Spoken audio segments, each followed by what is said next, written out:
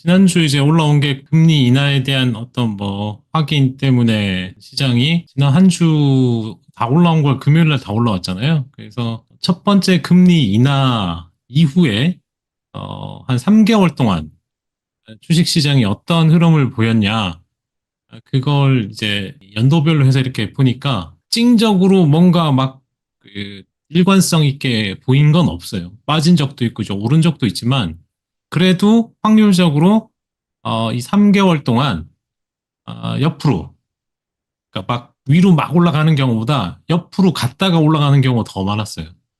그래서 한 3개월 동안 그 미리 이제 시장이 금리 인하에 대한 기대감에 주가가 오르고 실제 금리 인하를 했을 때는 횡보하는 경향을 보였다. 그래서 횡보한 이후에 이제 대부분 올라갔기 때문에 그런 패턴도 있다고 생각하시면 될 것 같습니다. 금리 인하 전에 얼마나 이제 주가가 반영됐는지가 더 중요한 포인트라고 보시면 될 것 같고요.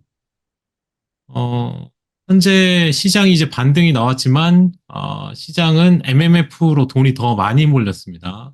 8월 상반기에만 지금 이거 보시다시피 900억 달러 자금 유입이 있었다. 어, 이게 2023년 11월 이때 이후로 두 번째죠. 이때가 가장 많았는데 지난달보다는 여기보다 이제 두 배 늘어난 거. 그러니까 대부분 자금은 이제 기관 자금이고요. 이게 이제 금리 인하를 예상하고 포트폴리오를 포지셔닝하면서 이제 발생했다고 하는데 결국은 이제 수익률 하락하는 이제 국채보다는 MMF처럼 그냥 금리 주는 쪽으로 좀 몰리는 것 같고 총 이제 6조 2천억 달러, 6조 2천억 달러로 이제 사상 최고치거든요. 총 자산이. 아, 이거에 대해서 뭐 강세론자들이 이야기하는 부분이죠. 여기서 조금만 이렇게 주식시장으로 옮겨오면 더 간다. 뭐 이런 이야기 하는데 아직까지는 그런 기미는 안 보이고 있습니다. 최근 금이 좋은데, 이 그림을 보면 이 그림이 이제 컵앤 핸들의 패턴인데, 금과 채권 간의 비율입니다. 그러니까 금이 더 강세라는 거죠. 그러면 요 그림상 금이 더 강세로 갈 그림이 보이는 게 아닌가. 스스로에게 한번 물어보시면 여기 이제 결국에는 중앙은행이 금을 사기 시작했는데 채권보다는 금을 더 많이 보유했다는 거거든요. 중앙은행들이. 결국 앞으로도 이제 채권보다는 금을 더 보유할 가능성이 테크니컬하게는 좀 더 있어 보이죠. 이런 상황이 결국에는 뭘 반영한지는 정확하게 기저에는 아마 달러에 대한 불신이 좀 있는 부분이 있겠죠.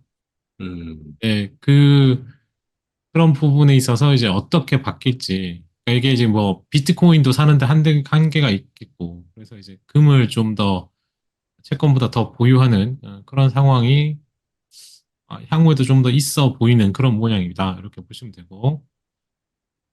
그다음 S&P 500에 이건 뭐 이 163일은 뭔지 모르겠지만 되게 이상한 날짜까지도 이렇게 음, 163일 동안 지금 1928년부터 해서 쭉 보니까 이게 18번째입니다. 18.1% 상승했는데, 올랐는데, 그 이후에 결국, 끝나는, 해당 그 해에 끝나는 지점에 뭐 이렇게 보시면은, 164일, 그러니까 그 이후로, 뭐 근데 이건 중간에 이제 좀 빠지는 경우도 있잖아요. 근데 여기 보시면은 칼렌디어로 전체 풀이어로는 뭐 그래도 오른 적이 있으니까, 그래도 좀 긍정적이다. 뭐 이런 내용인데, 지금 요거는 상관없이 올해 이제 선거가 있다 보니까 선거가 있는 해만 뽑으면 이게 이제 두 번째로 높은 수익률입니다, 여기가. 24년이. 선거가 있던 해에 이렇게 올랐던 게 두 번째로 높은 부분이 있어서 어, 이게 지금 어떻게 나올지. 결국 이 부분은 이렇게, 여기는 이제 이쪽에 어, 끝나는 해. 이때는 뭐 어느 정도 올라올 수는 있는데 더 길게 가면 이제 하락한 경우도 많았기 때문에 요거는 뭐 모르겠지만 일단 올해 말까지는 좀 괜찮지 않나 이렇게 보면 되고 어 그래서 이제 최근에 이 차트는 뭐냐면 NYSE 그 뉴욕 증권거래소에서 하락 거래량, 그러니까 주가가 빠질 때의 거래량하고 주가가 상승하는 종목의 거래량, 이게 지금 11배가, 그러니까 지금 10배 이상이죠. 그러니까 11배가 발생했어요. 11배. 그러니까 상승 종목의 거래량이 하락 종목의 거래량보다 11배 컸다는 거예요. 네, 음, 그게 2022년 그 10월 17일 이후로 가장 많은 숫자입니다. 그래서 이 10배 이상, 여기 이제 점으로 이렇게 찍힌 게 10배 이상 거래량이 많았을 때 주가 흐름인데, 대부분 이제 여기 보시면은 85%, 85% 확률로, 지금 보시면 뭐 평균이던 중간값이 한 12.8, 12.4, 그 이후로 이제 올랐다는 거예요. 거래량, 상승 종목의 거래량이 이렇게 많았을 때 평균적으로 그 이후에 12개월 그 수익률은 평균적으로 85% 확률로 어느 정도 수익이 나왔다.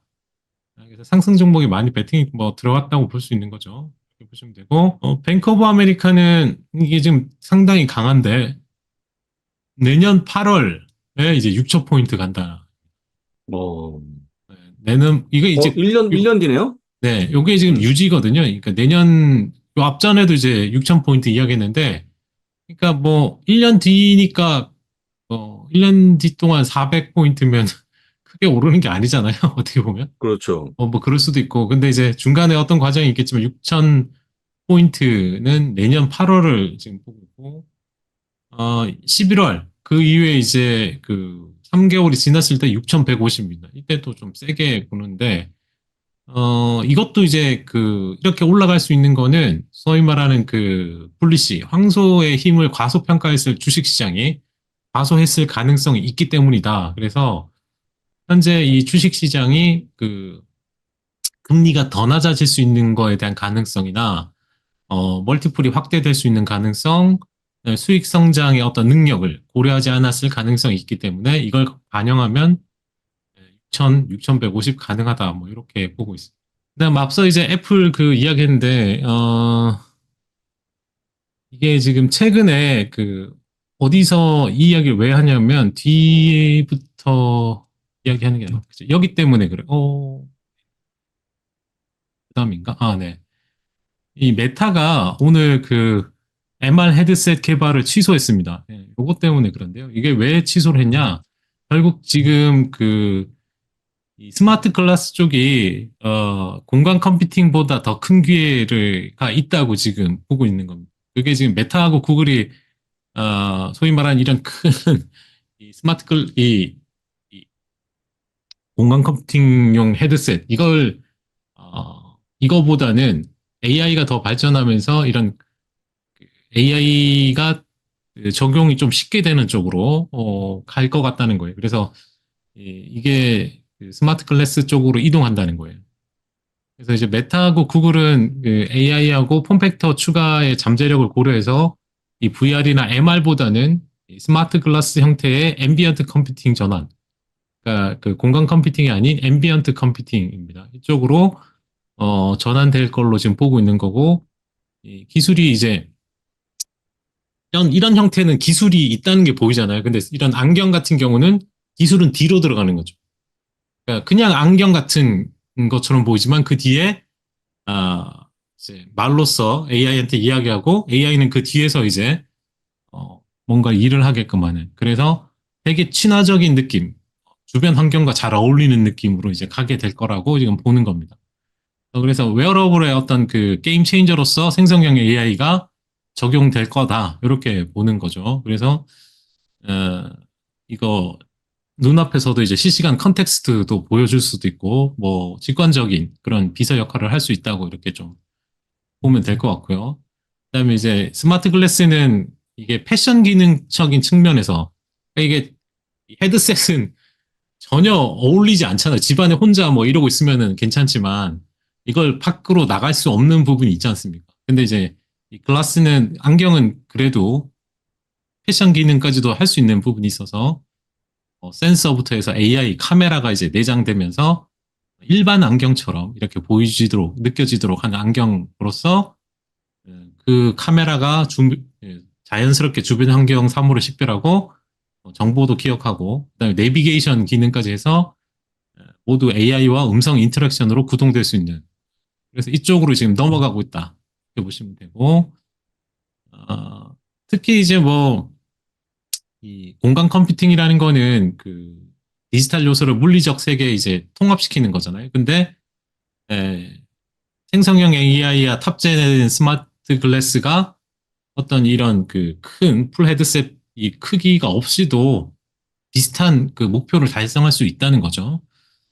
그런 부분에 있어서 이제 그 소비자 부분에 있어서 이런 그 유용성이나 디자인적인 면, 사회적 수용성이 이제 된다는 거예요. 왜 그 이 VR이 다 실패했냐? 그냥 이런 그 아까 말한 유용성이나 디자인이나 어떤 사회적 수용성에서 다 거부당했어요. 소비자들한테. 근데 이 스마트 클래스는 그게 가능하다 이거죠. 그래서 그 메타는 레이벤이랑 파트너십을 했고 이쪽에 막대한 재정적 투자가 되면서 이쪽으로 가기 위해서 이제 MR을 그냥 포기한 겁니다. 포기했고 구글도 이번 발표 에스트라를 보시다시피 그 AI와 컴퓨터 비전의 통합에 초점이 된 부분인데 이게 스마트 글래스를 통한 앰비언트 컴퓨팅입니다. 그래서 차세대 개척지로서 이쪽을 하고 있기 때문에 애플도 어쩔 수 없이 이쪽을 따라올 가능성이 있다. 그래서 돈 많이 들여가지고 550만 원짜리 만들었는데 그게 이것도 철수할 수도 있다.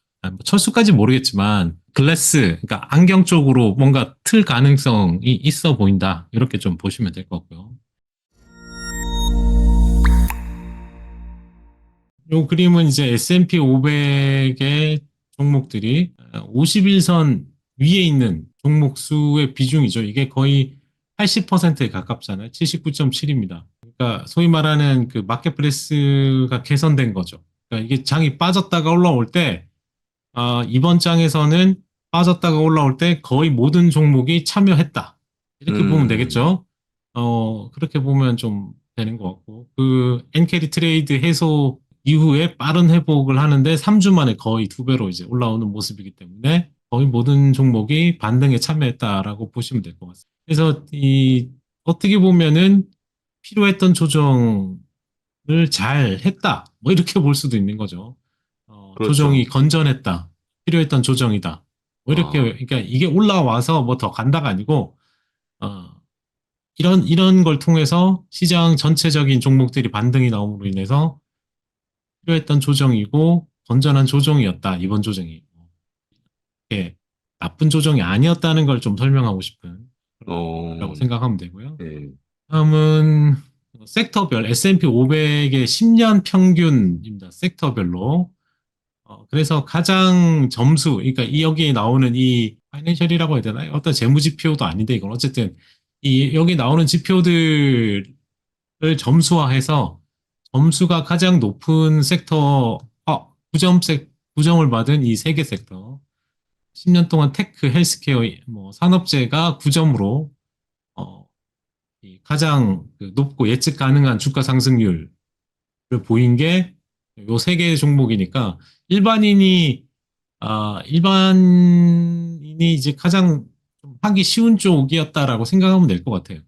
주가 상승률도 좀 짧고, 그다음에 이제 예측 가능도 좀 했기 때문에, 그렇게 보시면 돼요. 그래서, 여기 보시는 그, 프리캐시 플로우 성장률 10년, 이것도 마찬가지죠. 이 부분이 가장 그 예측 가능하게 해주는 그런 부분이 있으니까. 그래서 그렇게 보면 이제 보시면 그 커뮤니케이션 서비스에 포함되는 회사들이 있지 않습니까? 뭐 이것도 이제 12%로 높으니까 좀 보시면 되고, 부동산하고 유틸리티, 그 뭐죠? 부동산 유틸리티 소재 이런 거 이제 배당이 높고 뭐 다 예. 있는데, 배당은 이제 그 P/E 레이쇼 보시면 이제 뭐세 개가 가장 높고 그다음에 이제 자본적 지출은 뭐 당연히 낮은 쪽이 보시다시피 캐펙스는 낮은 쪽이 의외로 테크가 21이에요. 낮아요. 그러니까 이게 이제 뭐냐면 벌어들이는 돈 대비해서 캐펙스니까 절대 규모가 아니고 상대적인 건데요. 어, 돈을 벌면서 캐펙스를 하는 것 중에 낮은 거에 속하는 게 의외로 테크가 속하고 가장 낮은 건 당연히 금융은 뭐 자본적 투자를 할 거리가 크게 없죠, 그죠? 그러다 보니까 8%로 가장 낮아요. 가장 낮다고 보시면 되고, 그 다음 이제 뭐 다른 쪽은 뭐 여기 에너지하고 부동산이 주가 희석되는 데에는 희석성이 상당히 높은 편에 속한다. 제가 말하고 싶은 거는 이게 그래도 해볼 만하다는 거예요. 특히 테크가 가장 어, 대부분 이쪽에 많이 머물고 있지 않습니까? 개인들이. 그렇죠. 당연하죠. 기본적으로 이런 그 경향들이 있는 거고, 뭐 아예 배당만 할 것 같으면 이제 이쪽 그 앞서 봤던 배당과 관련된 쪽의 섹터 위주로 볼 수 있을 것 같은데, 대부분 여기에 머물지 않나 싶습니다. 다음은 이 9월 계절성에 대한 이야기인데, 지금 그림에 보시다시피 이 9월의 계절성에 있어서 지난 50년 동안 어, 그 뭐죠? 50년 동안 8월까지 10% 이상 오른 해를 이렇게 쭉 나열한 거고, 이게 이제 그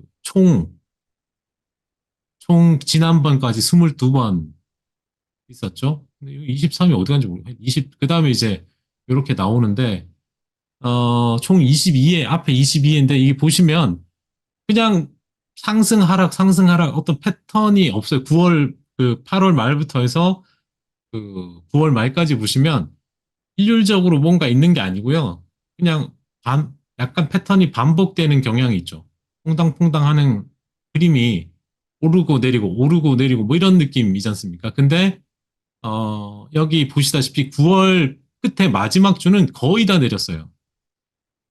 9월 음, 마지막에는 거의 내렸다. 그래서 3주차, 4주차 이때 뒤에 가시면 그 변동성이 1% 이상 이제 움직일 확률이 좀 높아졌죠. 요때 아마 이제 그 9월에 그 선물 옵션 만기가 또 들어가 있는 것도 해당이 될 겁니다. 9월은 또 이제 만기가 많잖아요. 파생상품에. 그 다음에 9월 초는 이제 노동절 있지 않습니까? 네. 그래서 이런 형태가 나온 게 아닌가. 뭐 상대적으로 이제 그 9월 이후 뒤로 갈수록 좀 특히 마지막 주는 약간 뭐 조심해야 되지 않는가. 거의 오르는 폭도 적고 내리면 크게 내리는 경우도 있기 때문에 9월 마지막 주 때 좀 조심하면 좋지 않을까 싶고요. 다음은 이 클라우드 회사들, 그러니까 우리가 알고 있는 클라우드 소프트웨어 회사들 주가랑 기존의 레거시, 그러니까 기존에 이렇게 사업을 하다가 클라우드를 도입한 회사들을 비교한 거거든요, 이게. 네, 그걸 비교한 겁니다. 그래서 이 클라우드가 이렇게 들어오는 동안에 어떤 그 레거시 소프트웨어 회사가 이 클라우드를 통해서 클라우드 기반의 어떤 클라우드 네이티브 업체하고 비교해서 성과를 비교했을 때 오히려 레거시 업체가 더 좋았어요. 지금 두 개를 지금 시장 가치를 창출한 그림을 보시면 이게 이제 이게 숫자만 보면 여기 숫자가 이제 그 1조 710억 달러고요. 원 7,340억 달러. 이렇게 생각했던 것보다 레거시 업체들이 훨씬 더 그, 잘했죠. 그러니까 시가총액 기준으로 봐도 레거시 업체가 더 추가한 겁니다. 이게 시가총액을 더 추가시킨 거예요. 그러니까 늘어난 거죠, 시가총액이. 그러니까 장사를 잘했다는 뜻이 되겠죠. 그러니까 이 클라우드가 들어오면서 처음에는 어떤 뭐 혁신적이고 파괴적인 기존 레거시 업체들이 당연히 이제 온프레미스 모델 위에서 했었는데 그래서 상당한 위협을 주면서 뭔가 파괴할 거라고 생각했지만 이 기존 레거시 업체들이 이걸 그냥 잘 전환에 성공하면서 더 많은 가치를 창출했다. 약간 이제 우리가 생각하는 거랑 좀 다르죠. 신기술이 들어오면은 기존 업체를 이제 파괴하고 혁신하면서 뭔가 더 커갈 거라고 생각했는데 이 클라우드 쪽 소프트웨어는 그러지 않았다라는 걸 볼 수 있습니다. 그래서 이게 원래 이제 레거시 업체들은 보통 보면 이제 연구 라이센스 모델 돈을 한 번에 다 주고 라이센스를 사면은 그냥 계속 쓰는 그런 모델이었지 않습니까? 구독 모델이 아니라. 근데 그게 이제 전반적으로 넘어가게 되는 거였죠. 그죠? 구독으로도 잘 넘어갔고, 그런 그 능력을 여기 보시는 뭐, 어도비부터 해서 뭐, SAP, 인투이트, 그죠? 여기 나오는 그런 오토데스크, 뭐, 케이던스, 뭐 이런 데가 여기에 나오는 뭐, 세일즈포스부터 해서 워크데이, 뭐, 데이터독, 스노우 이런 데보다 훨씬 가치 창출을 더 많이 했다. 이렇게 볼 수 있는. 근데 여기에다가 마이크로소프트를 레거시에다가 이렇게 포함시키면 이 차이가 확 차이 납니다. 이렇게. 예. 그러니까 이 마이크로소프트가 거의 다 한 거잖아요. 시가총액이 지난 10년 동안 많이 올라온 게 네. 마이크로소프트를 넣으면 이게 지금 5.5배가 차이 납니다. 그러니까 마이크로 이 클라우드 네이티브 동종 업체에 비해서 이제 5.5배까지 올라가는 거예요. 그러니까 마이크로소프트가 뭐 클라우드를 하면서 클라우드 소프트웨어 부분도 어마어마하게 그 자기들 고객한테 많이 팔았죠. 그런 그림을 볼 수 있는 겁니다. 그러니까 어떻게 보면 이 마이크로소프트를 못 무너뜨린 게 더 클 수도 있다. 이렇게 볼 수 있는 거죠. 이 작은 새로 들어온 일이 새로 시작했던 이 클라우드 기반의 소프트웨어 기업들이 결국 마이크로소프트를 무너뜨리어야 어떤 세상 이렇게 좀 많은 변화가 있을 수도 있었지만 결국 마이크로소프트만 좋은 일을 더 많이 한 거죠. 어떻게 보면 이제 클라우드 쪽에 애저, 하이브리드 모델 뭐 이런 쪽으로 이제 마이크로소프트가 본격적으로 이제 나가기 시작하면서 클라우드 중심 기업이 됨으로 인해서 마이크로소프트를 무너뜨릴 수는 없었죠. 그래서 이제 이 클라우드 쪽에 있어서 그 생성형 AI가 들어옴으로 인한 어떤 변화, 오히려 이제 기존 업체들의 입지가 더 강해지는, 그걸 더 강화시키는 역할을 좀 할 것 같고, 클라우드 시대, 그러니까 그 클라우드 시대 첫 장기보다 이 기존 레거시 업체들이 더 유리한 위치에 있다. 이유는 현재 많은 현존하는 기업이 이제 생성형 AI 혁신도 얘들이 더 주도하는 거예요. 앞서 봤던 왼쪽에 있던 기업들이. 그리고 이들이 또 앞서 말했던 그 구독 모델, 반복 매출을 모델, 이것도 전환을 더 잘하고 있어요. 그리고 그러다 보니까 규모하고 배포에 있어서, 이런 면에 있어서 이제 해자 역할을 하니까 이걸 또 넘어뜨리기 어려운 그런 쪽으로 가고 있다. 이렇게 좀 보시면 될 것 같고요. 제약바이오 ETF 추천해 주세요. 바이오 ETF 추천해 주세요. 이런데 바이오 ETF는 뭐가 있죠, 이사님? 그 바이오 ETF 있는데 기억 안 나네. 바이오 ETF. IBB 말고 또 뭐 있어요? IBB가 제일 대표적인 거죠. 아이시어즈 바이오 테크놀로지 ETF. 네, 그래서 예, 이거 보시고 이게 바이오 하고 여러분들 여기서 꼭 그게 있어요. 세 배째인데 그걸 보지 마시고 한 배째가 좋아 보니까 하시면 좋을 것 같고 이것도 아마 거의 지금 많이 올라왔고요. 여기 있고 그다음에 제가 지난번에 그 위주알 고주알에 말씀드린 게 있어요. ETF 지난주에 장이 한차 안 좋을 때 사상 최고치 간 ETF가 있거든요. 한번 그때 지금도 있는지 보시면 IH가 이 대표적인 파마슈티컬스 ETF입니다. 제약가 우리가 알고 있는 제약주죠. 제약도 ETF인데 지금도 사상 최고치예요. 지금도 엄청나죠. 오늘도 올라가는 거죠. 지금도 오늘도 보십시오 이거. 이런 거 좋죠 이런 거. 여러분들이 그냥 어차피 잘 모르잖아요. 모르니까 머크니 화이전이 다 모르지만 이런 거 사시면 모여 있으니까 하시면 좋을 것 같고 이거 저는 저 같으면 이거 하겠어요. 그냥. 그 다음에 대표적인 거는 모든 걸 아우르는 게 엑셀V인데 이거는 전체 헬스케어를 아우르는 거니까 이거 상체 고치네. 이것도 좋아 보이고 그렇습니다. 참고로 제가 그때 말씀드린 게 또 더 있는데 S 정말 좋을 것 같아요. 이거 제가 좋아하는 거니까 XPHQ 요것도 상체 고치죠. 이게 인베스코 S&P 500 퀄리티 ETF. 되게 좋아, 이거. 지수 이겼거든, 이게.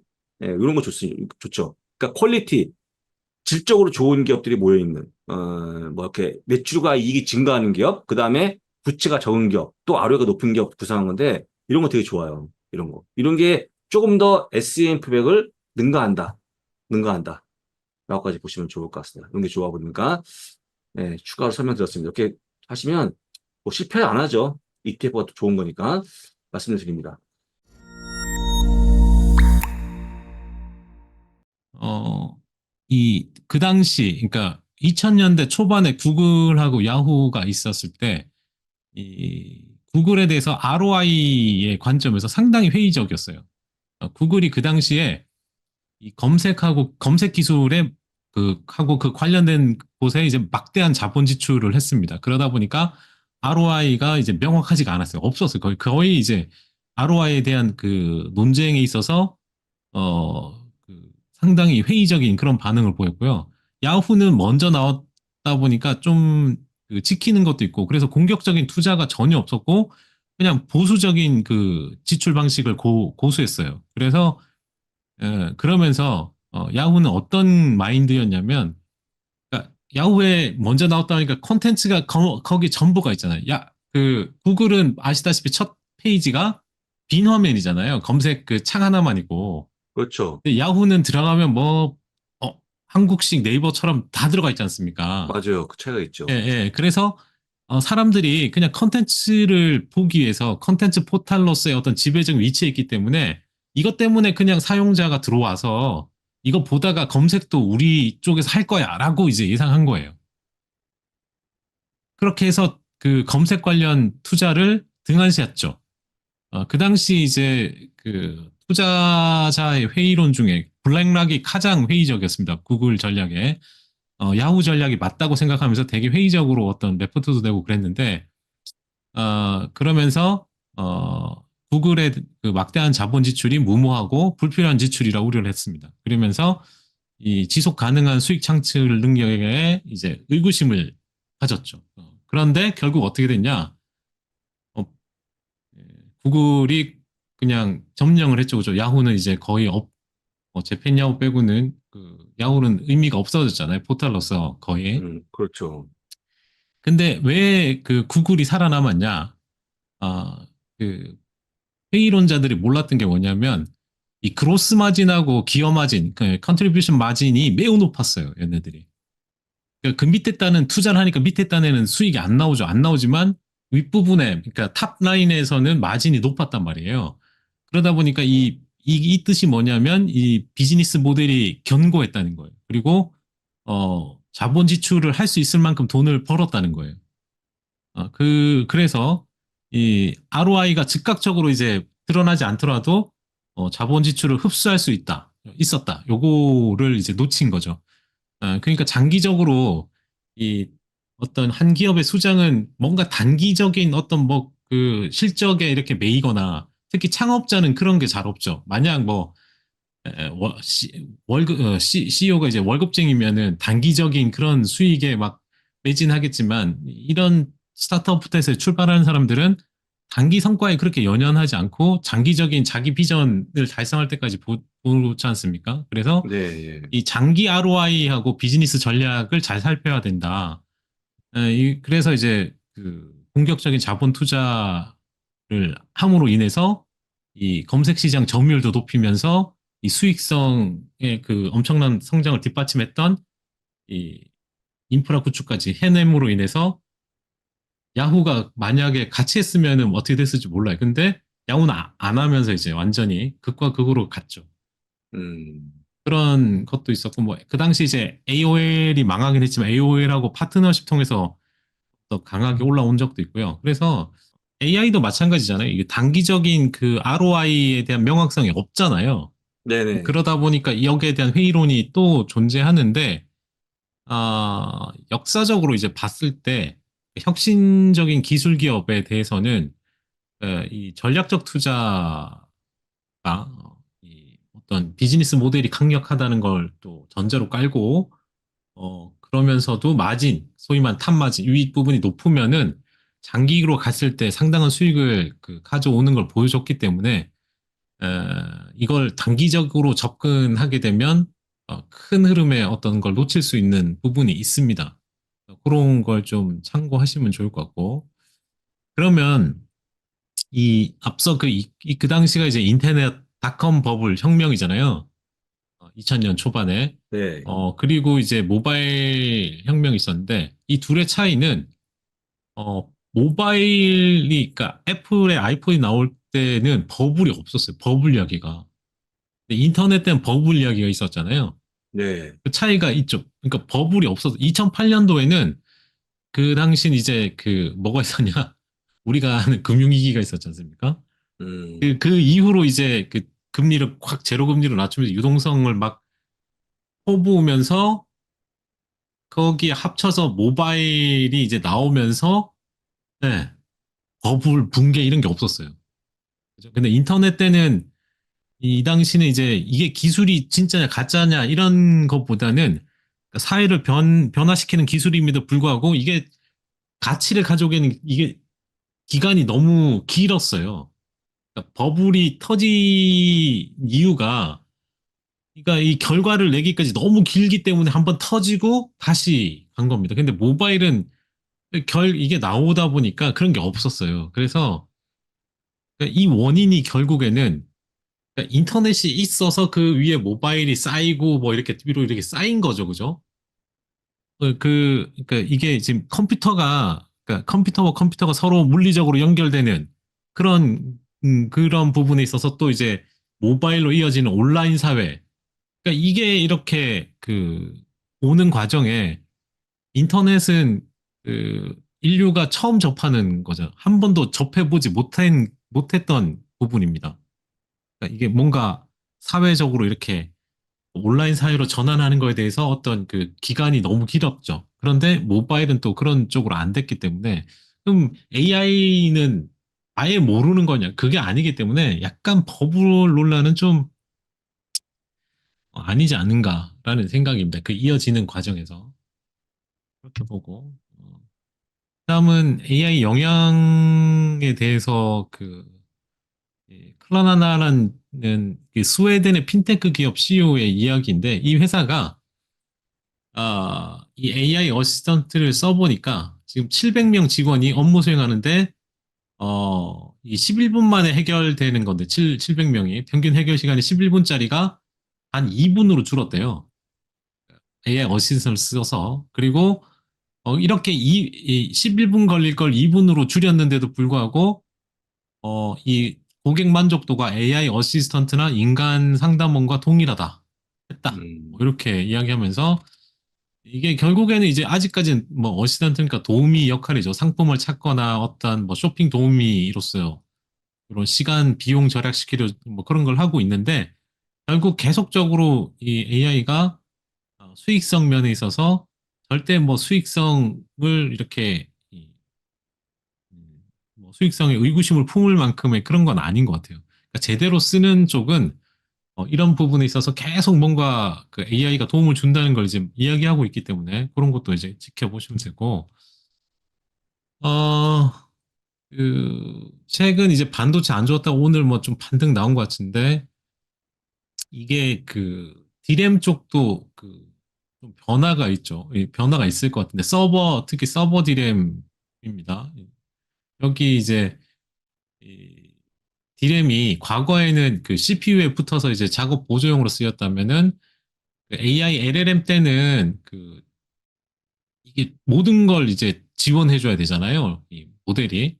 그러니까 메모리가 여러 부분, 그러니까 CPU도 갖다 해줘야 되고 GPU도 해줘야 되고 여러 부분을 이제 해줘야 되다 보니까 전체 칩에 가깝게 붙어야 되는데 그러다 보니까 뭐 오늘 보니 하이닉스는 올 하반기에 이 CXL, 그러니까 컴퓨터 익스프레스 링크 2.0, 요게 이제 CXL 기술인데, 요거를 DDR5 기반으로 해서 96기가, 128기가 메모리 제품 상용화할 거라고 합니다. 이건 이제 서버에 들어가는 제품이라고 보시면 돼요. 그러면 서버에 이만큼의 메모리가 들어가고 그 옆에 또 뭐 HBM 붙고 막 이러면은 엄청 빨라지고 이제 속도뿐만 아니라 밴드와이스도 넓어지고 뭐 할 거예요. 그래서 삼성도 이제 여기 또 256기가짜리 CXL 2.0 기반 뭐 요걸 양산한다고 하니까 하반기 가면 또 이 부분도 좀 도움이 되지 않을까 싶고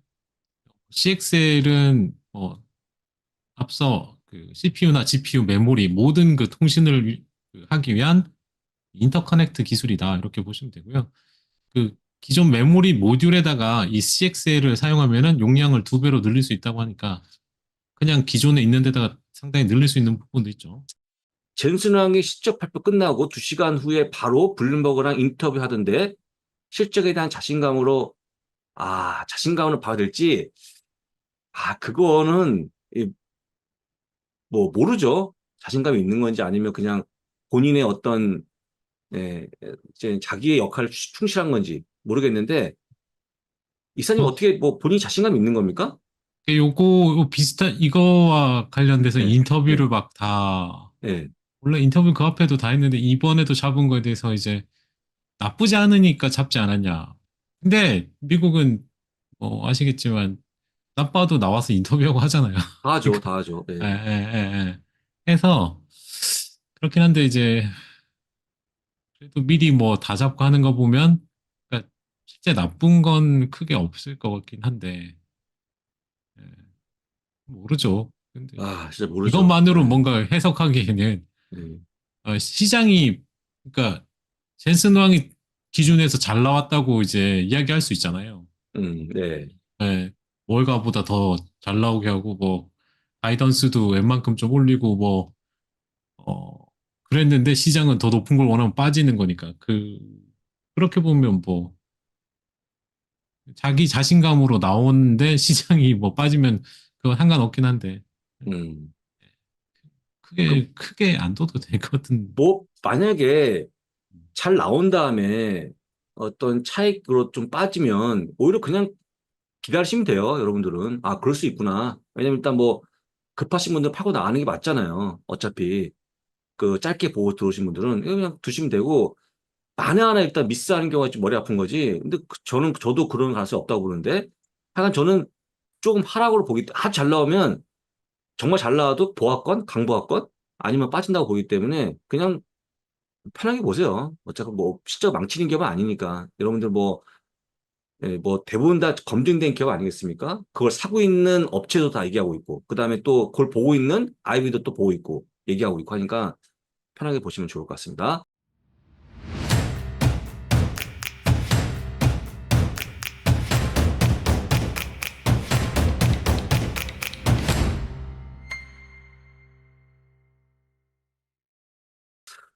이거 어렵네. 엔비디아 2025 이후 전망 어떻게 보시는지? 라는 질문인데, 2025 이후 전망이 어떻습니까, 선생님? 전망은 뭐 나쁘지 않잖아요. 아까 말씀하신 것처럼 블랙을 칩에 대한 그게 내년에 만약에 실적이 잡히면 좋아지는 거 아닙니까? 블랙은 완전 뭐 대한민국 저기 뭐 전 세계에서 가장 좋은 칩이라 하던데 좋은 거지 그러니까 않습니까? 예. 올해보다는 내년이 아마 그러니까 그러니까요. H백 처음 나올 때처럼 뭔가 이렇게 또 한번 좋아지지 않을까. 음. 그러니까 올해는 그냥 큰 재미, 지금부터는 큰 재미 없을 것 같고. 이제부터 재미가 없어요? 그러니까 뭔가 새로운 게 없으니까, 그러니까 음, 주가가 이제 막 올라갈 만한, 음. 뭐, 여기서 왔다 갔다 하는 정도일 것 같고. 여기서 현재 주가가 내년에, 예. 내년에 뭔가 이제 확실하게 보여줄 수 있는, 음. 그러니까 블랙웰이 내년에 어떤 본격적으로 나오면 숫자적으로도 뭔가 확실하게 보여주지 않을까. 음. 내년에 그렇죠. 대한 기대감이 좀 더 크지 않을까 음, 싶어요. 음. 오히려 크다. 지금, 오히려. 예, 예. 지금은 숫자적으로 이렇게 되게 이렇게 소위 말하는 너무 비싸지 않게 보이는 그런 기관을 만드는 구간일 수도 있지 않습니까? 그리고 예. 블랙웰로 또 성장 가능성을 또 보여주면 멀티플을 또 많이 주면서 확 올라갈 수도 있는. 음, 음, 지금은 멀티플로 올리기도 그렇고 실적으로 음. 올리기에도 뭐 약간 애매하긴 하잖아요. 싸다고 할 그, 수도 없고 비싸다고 할 그렇죠. 수도 없고 그렇죠. 그렇다고 실적이 또 팍 올라갈 것 같지도 않고 그죠? 그렇죠. 에, 그러면 엔비디아의 아까 어떤 펀드 매니저는 이제 결국 그 하이퍼스케일러 기업들의 그 투자 자체를 지출을 줄이고 그다음에 줄임으로 인해서 일단은 뭐 마진이 빠지고 이런 모습 보면서 일단은 고점을 찍으라고 말씀하신 것 같은데 아까 얘기했던 제가 풀어뒀던 그 기사는 이선님 보시기에 그럼 엔비디아가 고점에 와 있다는 그 증거를 어떻게 알 수 있을까요? 아까 그런 거로 알 수 있습니까? 아까 얘기했듯이. 그 엔비디아가 고점이 되려면은 음, 일단 진짜 수요가 주는 게 진짜 보인다. 음. 그거는 그러면 늦었죠, 그죠? 아마 늦은 거죠. 이미 늦은 네, 거죠. 예, 예, 늦었을 가능성이 있죠. 예, 예. 그리고 이제 결국 그게 되려면은 음, 어, 공급하고 수요와의 관계, 그러니까 TSMC 그 흐름이 있지 않습니까? 그게 어느 순간 네, 되면 예, 예. 공급이 늘면서 약간씩 그 시기가, 그러니까 음, 뭐 젠슨 왕의 어떤 코멘트에서 나오겠죠. 그러니까 음, 내년까지 그러니까 수요가 공급보다 훨씬 이제 많다. 그걸 네, 유지하고 있는 상황인데 그 부분이 뭔가 이제 뉘앙스가 그 정도가 아니면은 그때부터 빠지겠죠, 주가는. 음, 그죠? 그렇죠. 왜냐면 더 이제 캐파를 키우기 더 비싸게 받기도 어렵고 음, 그때부터는 이제 가격 내고도 아마 들어갈 가능성이 있을 수 있잖아요. 그러면 내고까지, 이제 야, 좀 예. 마진이 이제 줄어들겠죠. 줄겠죠. 예. 그거는 아마 뭐 그걸 잡으려면은 젠슨 왕으로부터 질문을 엄청 잘 이끌어내야 되지 않을까. 음, 그러니까 올해 이번에 아까도 말했지만 어떤 인사이트 있는 질문을 이끌어낸 게 없어요. 없었죠. 애널리스트. 네, 예, 예. 없어갖고 어떻게 싹 해가지고 음, 실수로 이렇게 뭔가 이렇게 고백하게끔 뭐 음, 그런 거를 이제 누가 하면 그러면 이제 뭐 주가 그날 난리 나겠죠. 그렇죠. 예, 그렇습니다. 그런 걸로 밖에는 모를 거예요. 그죠? 음, 아니면 뭐 TSMC에서 뭐 흘리다든가. 음, 음. 예, 그렇죠. 예. 흘리면 되겠죠. 흘리면. 그러니까 TSMC에서 뭔가 흘러나오거나 음, 음. 아니면 하이닉스나 뭐 그러니까 HBM을 봐도 알 수 있는 거니까. HBM도, HBM도 완전 저거지 않습니까? 그러니까 뭐 너 얼마 이렇게 저거니까 뭐라 그러지 갑자기 맞춤형이잖아요. 그러다 보니까 예, 예. 생산량이 정해져 있거든요. 그것도. 근데 그게 갑자기 예, 예. 준다든가 그것도 뭐 있네요. 하여튼 예. 그런 걸 잘 봐야지 예, 그런 걸 잘 봐야 될 것 같긴 해요. 그래서 음, 그쪽 계통에 있는 사람이라면은 높은 사람이어야겠죠. 하이닉스의 네, 높은 자리에 있는 사람을 아는 분이 있으면 네, 자주 물어보시면 되지 않을까. 네. 알겠습니다. 자, 거기 보시고, 엔비디아 빼고 오르는 것이 이제 AI 수익이 퍼지는 걸로, 확산으로 봐도 될지, 확산, 음. 그, 오늘은 그게 아니고, 일단 엔비디아 자체가 사실은 오늘 빠지는 게, 나쁘게 빠진 게 아니고, 뭐, 그런 거 아니고, 그냥 엔비디아 나홀로 그냥 약간 매물 소화하는 거 아닙니까, 지금? 오늘은? 또 이게 이제 네, 이걸로 이제 오른다고 하기에는 뭐 약간 좀 그렇죠, 이르죠. 이걸로. 예, 예. 예, 예. 그럴 수는 아직은 없을 것 같은데, 이때다. 예.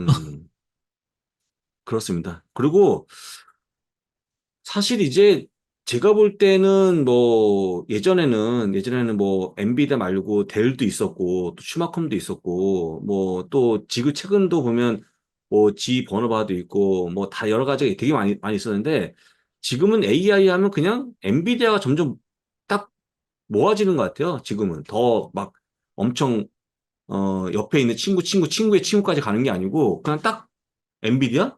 좀 더 딱 이쪽으로 가는 게 아닌가. 그러니까 AI 쪽에 관심 있는 분들은 제일 먼저 사실 게 엔비디아다. 예, 뭐 그게 더 강해져 갖고 제 말이 맞죠? 이사님 맞죠? 지금 다른 거 안 맞아요. 보잖아요. 볼 필요 없잖아요. 지금은 점점 엔비디아밖에 안 남았잖아요. 지금은 그 주변은 이제 좀 많이 죽었죠. 많이 죽었잖아요. 그러니까 전체적으로 한 번 이제 저번에 사이클상 음, AI의 수익성에 대한 의심할 때 여기냐, 아이고, 여기냐, 여기냐. 근데 전 여기 갔다고 했잖아요. AI가. 그러니까 요게 의심이 들어서 이제 베어 트랩에 빠진 거죠, 여기. 음, 전체적인 여기이기 때문에 뭐 어느 한 종목만 살아남았다. 뭐 이러기에도 아직은 좀 그래요. 그러니까 이 구간을 잘 지나면 소위 말하는 이런 구간이 나올 것 같다는 거죠. 아직 이 구간은 안 나왔다는 생각하거든요. 뭐 AI가 뭐 음, 제대로 나온 게 아직 없으니까. 아니, 제대로라기보다는 본격적으로 뭔가 엄청난 그러니까 할머니들 음, 누구라도 AI에 대해서 뭐 다 쓰면서 이제 뭐 그런 이야기가 나올 때가 아닐까 싶어서 전 네, 여기라고 생각하거든요. 그러니까 1차 현금화도 기관 투자자 뭐 잘났다는 사람들도 일부 이제 엔비디아 현금화 시킨 것도 다 이때 이루어지는 거라고 생각하거든요. 그리고 나서 음, 다시 오르면 따라잡겠죠. 그죠? 그러니까 여기라고 생각하기 때문에 뭐 굳이 이제 전체가 다 그렇긴 하지만 올라올 땐 또 다 같이 올라오니까 네, 예. 지금은 그 한 종목 한 종목의 문제가 아니라 이런 그 사이클의 문제인 것 같아요.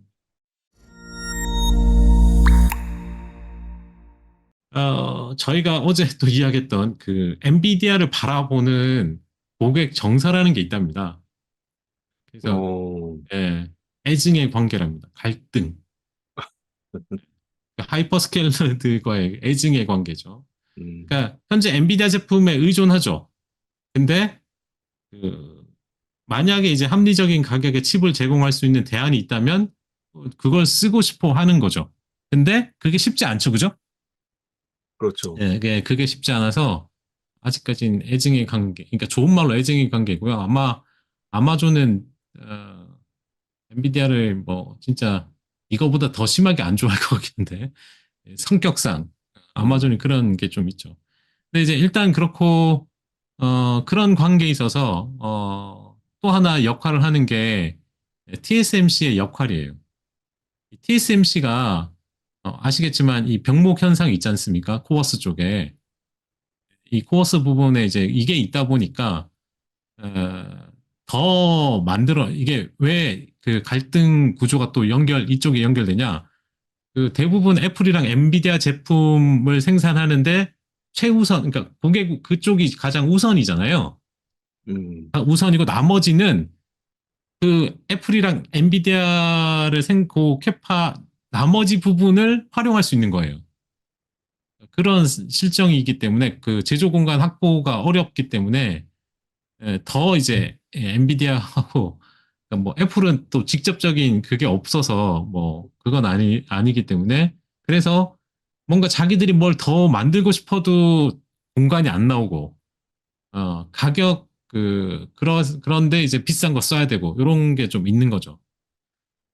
그러면 이제 예, 우리가 알기에는 엔비디아하고 TSMC하고 누가 갑이냐?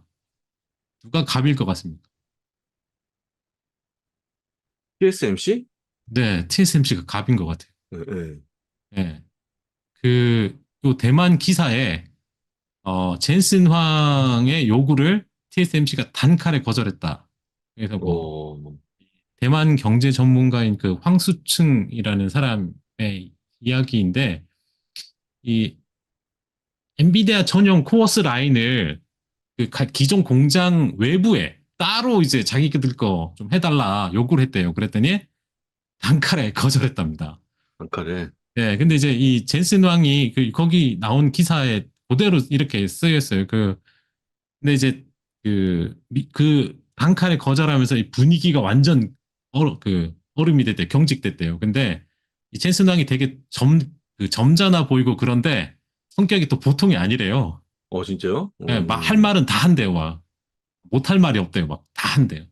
음, 예, 그렇게 이제 자기 엔비디아가 이제 더 치고 나가야 되는데 생산을 그 병목이 발생하니까 이제 요구했는데 거절당했잖아요. 그래서 그 TSMC 관계자가 그 자리에서 그럼 돈은 너희가 되냐?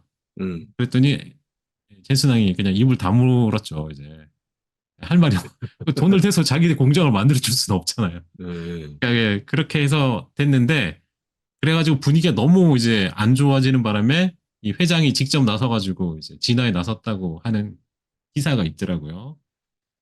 어, 그런 상황에서 그 TSMC가 이제 그 관계 우위에 서 있다는 방증은 요구 거절의 이유입니다. 이때까지 한 번도 특정 고객 전용 라인을 외부에 이렇게 한 적이 없습니다. 그걸 선례를 남기게 되면 이제 너도 나도 이제 요구하기 때문에 안 된다는 거죠. 애플도 전용 라인 설치를 요구했는데 안 해줬어요. 애플도 안 해주는 걸 너희가 뭐 이런 거죠. 그다음에 이제 그 공장 밖에다가 생산 라인을 둘 경우 이제 기술 유출 우려가 있다. 결국에는 그 다른 곳이 못하기 때문이죠, 그죠?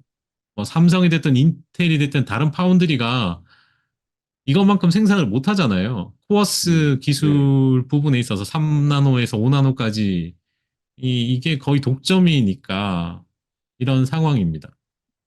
근데 이제 이게 이렇게 오래 가면 미국이 입장에서도 좀 짜증이 날 것 같아요. 아까 이제 음,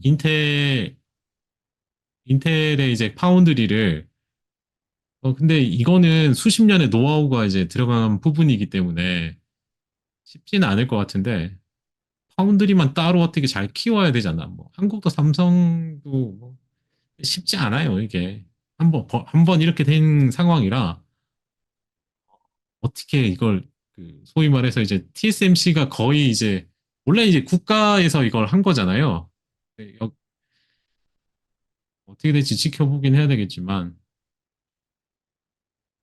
대만하고 이제 중국 간의 관계도 그렇고 이쪽이 이제 그런 그런 상황에 있어서 중요성이 너무 커지니까 인텔을 활용하는 방법이 나중에 이제 나오지 않을까 이런 어, 생각도 해봅니다. 이제 그런 이야기도 뭐 그런 것 같기도 하고 그죠. 자, 그 다음은 앞서 이제 AI와 관련돼서 그러면 하드웨어 그러니까 어디가 속도가 빠르냐 하드웨어하고 그 소프트웨어의 발전 속도로 봤을 땐 소프트웨어가 훨씬 빠르죠, 그죠? 발전 속도가 훨씬 빠릅니다. 네. 그래서 AI를 접근하는 데 있어서 이 비용 면에서나 워크로드, 뭐 엣지 컴퓨팅 이런 쪽으로 봐서라도 이 소프트웨어의 중요성이 훨씬 이 하드웨어보다는 크기 때문에 에, 반도체 내에서도 이제 그 소위 말하는 소프트웨어 부분이 중요하고요. 또 하나 그 AGI로 가는 데만 그러니까 인공지능의 이제 뭐 초지능, 인공지능으로 가는 데 있어서 이걸 만들려고 하는 그 기업은 빅테크 몇몇 기업밖에 없잖아요. 작은 데가 뭐 AGI를 할 수도 없죠. 돈이 안 되니까. 그러니까 그렇죠. 향후에 뒤로 갈수록 아마 이 AGI를 만들려고 하는 빅테크만 아마 엔비디아 그 최신 제품을 살 거고 하드웨어보다 소프트웨어가 더 빨리 발달하니까 나머지 다른 기업들은 나중에 가게 되면 어떻게 됩니까? 가장 효율적인, 비용 효율적인 방법으로 소프트웨어가 좀 더 이제 그 하드웨어를 컨트롤할 수 있는 방향의 그런 방법으로 가겠죠. 그래서 이제 엔비디아도 뭔가 뒤쪽 소위 말하는 언제까지 가지고 있을 거냐 그러면은 AGI가 거의 가까워지면 장비 부분이 그러니까 하드웨어 부분이 그렇게까지 이제 팔리지 않을 수도 있겠다라는 생각도 좀 해보고요. 어, 그 다음은 이제 어제 그 엔비디아 발표에서 이거 안달공인가 뭐 거기서도 이야기하는 것 같은데 근데 이 GPU 마스크 변경 이야기를 했었는데 그 마스크가 이제 포토 마스커죠. 이 포토리소그래픽 프로세스에 들어가는 이게 그 회로 패턴 웨이퍼의 회로 패턴 인쇄하는 그 부분인데 그 유튜브에서는 엔비디아가 설계가 잘못돼서 뭐 이런 이야기도 하고 하던데 결국은 포토마스크 수정 부분이 실제로 있었고 그러니까 코어 설계 변경은 아닌 부분이고 코어 설계 변경인데 포토마스크의 수정만 하진 않았을 것 같아서 포토마스크 수정만 했다면 인쇄 공정에 좀 문제일 가능성이 높죠. 그죠? 그래서 결국엔 그 엔비디아의 그 디자인을 웨이퍼에 이제 정확하게 웨이퍼가 있고 포토마스크 해서 쏘지 않습니까? 그러면은 그게 이제 좀 거기에 뭔가 이제 오류가 났을 것 같아서 설계 규칙, 뭐, 즉, 디자인 룰이나, 그 제조용 설계, 디자인 포 매니팩처링을 업데이트한 게 아닌가. 그래서 쉽게 넘어간 게 아닌가 싶어요. 설계 오류였으면 아마 더 지연될 가능성이 있었다고 보여집니다. 이렇게 해서 마무리하겠습니다. 여러분들이 아까 얘기했던 코어 PC 및 그냥 PC 보시고 계십니다. 아까 얘기했듯이 2.6% 전망, 예, 코어요. 코어 똑같죠? 코어 2.6 대비 2.7% 나왔고요. 헤드라인 PC는 전망치 2.5 대비 이거 잠깐만 이건 전망치죠. 전망치 코어 PC는 전망치 2.7 대비 2.6%. 예, 적어야죠. 그리고 아까 했지만 헤드라인 PC는 전망치 2.6 대비 2.5% 해서 0.1% 포인트가 내려왔다는 거. 좋아진 거면 좋아진 거라고 보시면 좋을 것 같습니다. 이게 미국 거고요. 다음 페이지. 이게 유럽인데 아까 봤듯이 2.2% 3년 만에 최저치 찍고 있죠. 그다음 위에 있는 코어는 2.8%. 예. 3번 이내했고 올해 2번 더 한다. 이게 유럽의 전망이었습니다.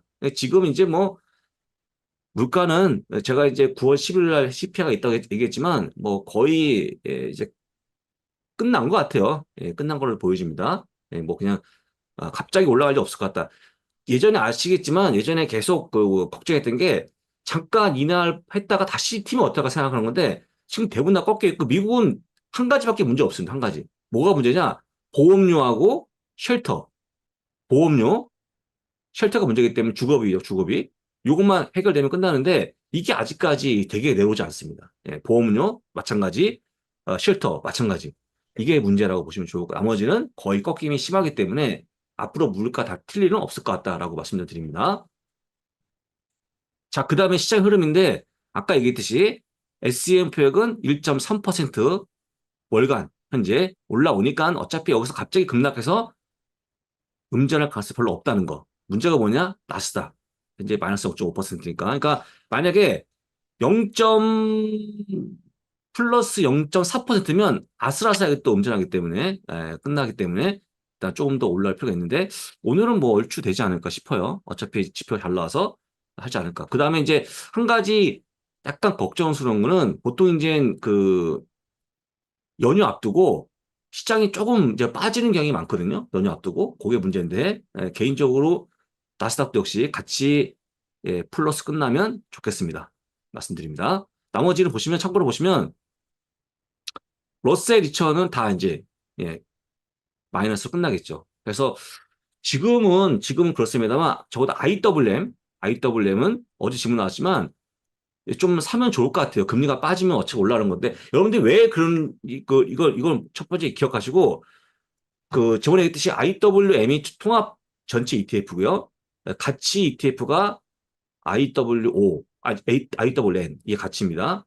러스에이천의 가치 ETF, 그 다음에 IWO가 러스에이천의 성장 ETF인데, 이건 그렇고, 이게 왜 그런지 제가 몇 번 설명드렸죠. 이렇게 못 가는 이유. 지금 현재 러셀 2000의 주된 기업들 실적이 굉장히 안 좋아지면 더 하향이 되고 있어요. 실적이 하향이 되고 있고 몇 번 얘기했듯이 이른바 좀비 기업이 한 40% 차지합니다. 전체에서. 돈 벌면 이자를 못 내는 기업들, 좀비 기업. 그러니까 점점 좀 악화되는 게 주가의 발목을 잡고 있고 저거 보기에는 금리가 빠져도 그렇게 많이 튀지 않을 것 같고요. 지난번 얘기했던 탐리처럼 막 쭉쭉 갈지는 않을 것 같아요. 시장이 별로 안 좋으니까. 시장이 좋지 않고는 미국 못 갑니다, 여러분들. 1000번, 10,000번 얘기하죠? 못 갑니다. 그냥 우리가 뭐 예전에 다 겪어왔었겠지만, 시장이 나쁜 기업 중에서 올라간 거 있으면 저한테 말씀해 주세요. 네. 뭐, 잠깐 튄 거 말고, 한 1년 동안 꾸준히 올라간 종목 있으면 저한테 갖고 와주십시오. 아마 바이오 종목에는 없다는 거. 바이오 종목은 실적을 평가하는 기업이 아니니까 그런 거 없거든요. 그래서 미국 기업이 그래서 좀 어려운 거고, 아까 잠깐 얘기했지만, 그래서 업체가 못 들어온다. 왜냐면 너무 정직하다는 거죠. 뭔가 약간은 좀 끼가 있으면 다른 것도 갖다 주고, 뭐 차트도 분석하고, 그 다음에 수급도 보면 좋은데 그런 게 없거든요. 그래서 말씀드리니까 참고하시고, 아까 얘기했듯이 IWM이 가장 좋아 보입니다. 좋아 보입니다. 자, 넘어가서 엔비디아인데요. 총 18개 IB가 의견을 바꿨습니다. 바꿨는데, 일단은 12개 업체가 우프주가 올렸습니다. 우프주가. 예, 이게 녹색이죠, 녹색. 대부분 다 올렸다고 보시면 좋아요. 근데 기본적으로 내린 거 없어요. 내린 거 없습니다. 근데 보시면 아까 얘기했듯이 잠깐 보면 165가 최고인 것 같아요. 이렇게 올렸죠. 올렸습니다. 이렇게 올렸습니다. 예, 참고하시고. 그래서 가장 높았던 것은 노잔블라트. 예, 200달러. 예, 여전히 유지하고 있죠. 그래서 지금 보면 조금 주가 빠진 게 좀 그렇죠. 근데 일단은 기본적으로 현재 실적을 감안하면 절대 내릴 수가 없죠. 여러분들 제가 얘기했듯이 아까 얘기했듯이 어떤 우려를 얘기하거나 단점을 얘기할지언정 이거 못 내립니다. 실적이 나빠야 되는 거죠. 그냥 내리는 내가 기분 나쁘고 내릴 수 있는 게 아니거든요. 한 가지 의아한 것은 여기 있죠. DA 데비슨. 이거는 도대체 왜 90인지를 잘 모르겠어요. 90인지는. 예, 90은 이게 아무리 개선해도 90이 나올 수가 없는데 하여간 뭐 요거 외에는 다 100 이상이었다. 이런 것을 말씀드립니다. 이렇게 보시면 좋을 것 같아요. 그래서 제가 볼 때는 일단은 아까 얘기했지만 뭐 여러 가지 우려, 뭐 빅세븐, 뭐 매그세븐이 만약에 지출을 줄이면 어떡할 거냐부터 시작해서 여러 가지 뭐 마진이 정점을 찍었네, 뭐 다 한데 뭐 사실 정점 찍은 거 맞죠. 그래서 그게 좀 식기면서 우리가 사라지면 좀 잊혀지면 반대 가능하지 않을까 생각이 들고 오늘 나왔던 야후의 얘기는 이거였습니다. 야후 얘기는 매출 정점을 찍겠죠. 현재 보면 전년 대비 EPS가 122%. 좀 크게 써드리면 이렇게 되죠. 그럼 다음 분기는요. 다음 분기 더 떨어지겠죠. 81%. 또 떨어지겠죠. 63%. 당연한 겁니다, 이건. 그렇죠?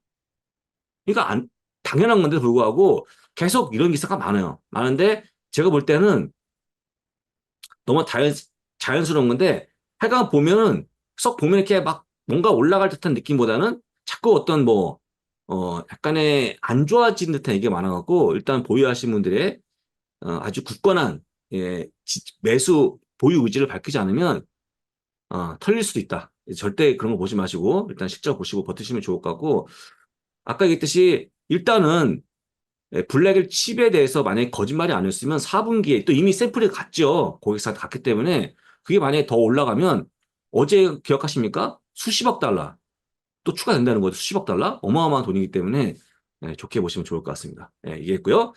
자, 그 다음에 요거 이제 최근에 시장을 같이 본 건데 보시면 물론 하락폭이 컸죠. 매글세 하락폭이 컸는데 결국에는 뭐냐? 결국에 뭐냐? 지수가 올라오는 거에 일조한 게 아직까지 매그세븐이 일조하고 있다. 만약에 매그세븐 빼면 지금 지지부진하죠. 물론 덜하죠. 같은 S&P 500도 덜하죠. 위에 있는 게 S&P 500이기 때문에 일단 매그세븐이 알게 모르게 어떤 큰 기여가 있는 게 맞기 때문에 앞으로 매그세븐을 잘 보시라고 조언 드릴 건데 다만 이제 아마 위원님하고 저와 방송할 때 몇 번 얘기했던 것이 최근에 보면 매그세븐 대 493개 종목 다시 한번 7대 493개 종목에 대한 실적이 이게 컸다가 다시 이렇게 이거 내려오고 올라가서 거의 이게 커지면서 약간의 매그세븐은 실적이 약간 정점을 찍고 오히려 나머지가 올라간다. 그래서 사실은 보면 나머지 올라가기 때문에 지수가 더 올라간다고 봤던 이유가 바로 요거였거든요. 요거였죠. 근데 중요한 건 뭐냐면 이게 약간 바뀌고 있어 다시. 바뀌는 게 뭐냐면 다시 매그세븐 쪽으로 간다는 거예요. 근데 아시겠지만 결국 매그세븐이 차지하는 비중도 크고 실적에 대한 기여도 크기 때문에 결국 제가 보기에는 물론 493개 종목이 올라가면 시장이 확산되면서 더 올라가겠지만 제가 보기 가장 빠른 거는 다시 매그세븐이 실적에 대한 중심을 잡는 게 더 빠른 게 아닌가. 저는 그렇게 보거든요. 그래서 좀 저는 뭐 약간 어떤 분이 저한테 완전히 매그세븐에 빠져있다고 그러면 저는 맞습니다. 매그세븐을 되게 좋아하기 때문에 매그세븐이 좀 빠지고 493개 종목이 올라가서 확산되는 것보다는 매그세븐이 워낙 큰 기업이고 사실은 이게 결국 AI 쪽에 가장 수혜를 보는 기업 내지 AI를 통해서 버는 기업이 포함됐기 때문에 결국 AI가 올라가면 창을 또 끌어올린다고 보면 결국 이게 올라가는 게 맞지 않겠습니까? 그래서 이걸 보시면 좋은데 잠깐 좀 이따가 한번 실적을 제가 보여드릴게요. 자, 여러분들이 보고 있는 실적인데 같이 보시겠습니다. 이게 이제 보시면 올해 7월 31일자 7월 31일자 한참 더울 때 한참 참 지금 덥죠 지금도 지금 덥습니다. 그 다음에 8월 21일자 차이인데 보시면 예, 약간의 그림 차이가 여기까지 똑같아요. 여기까지는 똑같죠. 1분기 똑같고 1분기는 끝났으니까 50대 마이너스 2 차이가 엄청 컸죠. 이거 하늘과 땅 차이입니다. 컸죠? 근데 갑자기 2분기 들어오면서 바뀐 게 2분기 들어오면서 29대 6% 예, 이렇게 왔죠. 근데 이게 7월 말의 모습이었는데 갑자기 8월에 들어와서 34대 6으로 또 바뀝니다. 약간 이게 더 올라가죠. 29에서 34% 올라갔죠. 이때 한차 뭐냐면 저 위원님이 몇 번 얘기했죠. 어차피 지금은 시장이 확산되고 있는 과정이 있는데 결국 매그세븐 힘이 잃더라도 나머지 493개 종목이 힘을 쓸 거기 때문에 결국 장이 좋아진다 하는 건데 바뀌었죠. 수치가 바뀌었죠. 근데 여기까지가 2분기. 이제 2분기 끝날 걸로 보이는데 거의 다 왔습니다. 2분기는 됐고 3분기 보시면요. 16대 17로 16이었죠? 17이었죠. 예, 조금 더 올라왔습니다. 문제가 뭐냐? 나머지 490 종목은 3%에서 1%로 무려 2%포인트 내려왔어요. 차이 큰 겁니다. 그죠? 커 보이죠? 굉장히 미세한 거지만 커 보이죠? 조금만 더 빠지면 사실 마이너스 간다는 쪽도 많아요, 다시. 결국 이제 주된 내용이 뭐냐? 어, 1분기까지 이어졌던 매그세븐 약진이 2분기에 바뀐다였는데 바뀔 때 보시게 되면 점점 바뀌면서 결국에는 이게 이제 7월달 그림이니까 결국 마지막에 하분기에 가면 18대 16으로 차이가 별로 없어진다. 7대 녹색이 매그세븐입니다. 그다음에 파란색이 493개, 7대 493개 종목인데 이렇게 많이 이제 나머지 종목이 올라오면서 시장의 확산이 넓어진다. 그래서 결국 매그세븐이 못해도 장이 올라간다 봤는데 지금 그림이 요게 7월달 그림이고요. 8월달 그림 보시면 4분기 가수도 오히려 매그세븐도 올라왔죠. 예, 18, 19로 올라왔죠. 그런데 보시는 것처럼 나머지 490개 종목은 16에서 15%더 내려왔죠. 그게 바뀌는 건데 하여간 지금 결론이 뭐냐면 결국 매그세븐 쪽에 원래 더 약해지고 이게 올라왔던 거에 비해서 다시 매그세븐이 시장의 중심이 있다 쪽으로 바뀐다는 거죠. 시적을 보게 되면. 시점 항상 바뀌어요, 여러분들. 항상 바뀌죠? 혹시 여러분들 요번에 2분기 끝난 다음에 여러분들 알고 있는 종목들, 보유한 종목들의 대부분 다 그 실적을 앞두고 목표 주가 바뀌어 있을 겁니다. 목표 주가 혹은 페어밸류가 바뀌어 있거든요. 그래서 일단 지금 현재 보고 있는 실적에 대한 현재 상황에서는 다시 매그세븐의 중요도가 커진다고 보시면 좋을 것 같고 이게 8월 20일자 그림입니다. 8월 21일. 그럼 현재 오늘 뭘까요? 오늘 그림 보겠습니다. 오늘 보시면 이건데 차이를 못 느끼시겠죠? 한번 마지막 4분기 볼게요. 4분기만 요건 볼게요. 요것만 이게 제일 중요한 거니까 어차피 미래가 중요한 거니까요. 다시 보시면 현재 19대 14죠? 8월 20일에 얼마였냐? 19대 15였죠. 그죠? 그러니까 그냥 매글세는 똑같은데 나머지 490 종목이 또 내려가죠. 1% 포인트 또 내려갑니다. 14%로.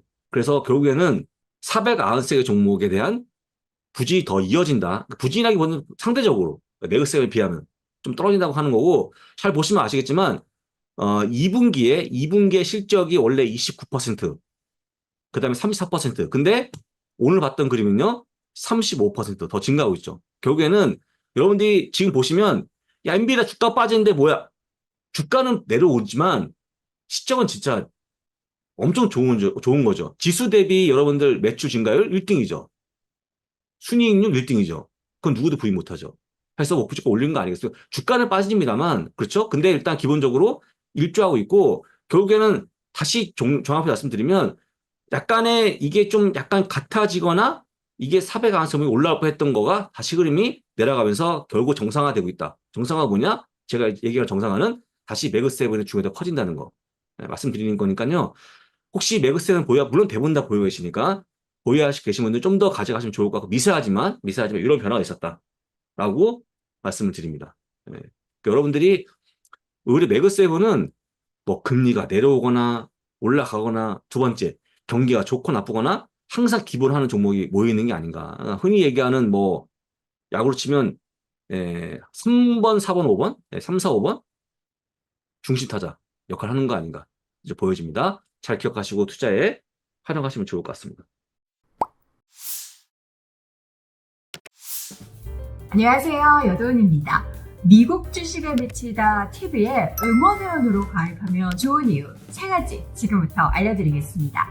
먼저 첫 번째, 매일 누구보다 빨리 이항영 위원님의 전일 장마감 시황 자료를 받아보실 수 있다고 합니다. 그리고 두 번째, 매일 밤 장우석 부사장님의 미주미 주도주와 안동우 이사님의 미주미 매운맛 주식을 받아볼 수 있다고 하는데요. 마지막 세 번째, 미국 주식에 대한 기초부터 배우고 싶으신 분들을 위해서 무려 300개 이상의 응원회원 전용 특강 영상까지 미국 주식에 미치다 TV의 응원회원이 되어보세요.